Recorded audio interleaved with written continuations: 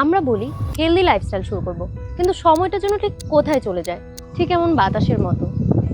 1 ঘন্টা মোবাইল, 1 ঘন্টা social media, আর 1 ঘন্টা র্যান্ডম ভিডিও, কিন্তু নিজের জন্য 10টা মিনিটও নেই। আপনি জানেন কি, হেলদি হ্যাবিট মানে কিন্তু হিউজ টাইম নেওয়া না।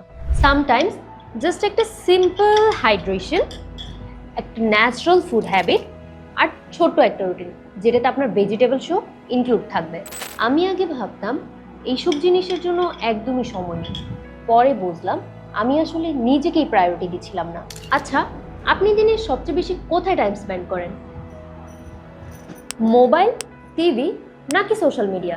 প্লিজ কমেন্টে কিন্তু লিখে জানাবেন। আর আপনি যদি চান আপনার বন্ধু বান্ধব অথবা প্রিয় মানুষজন এই ধরনের আরও হেলদি টিপস বা, আপনি কিন্তু চাইলে ভিডিওটাও শেয়ার করে রাখতে পারেন।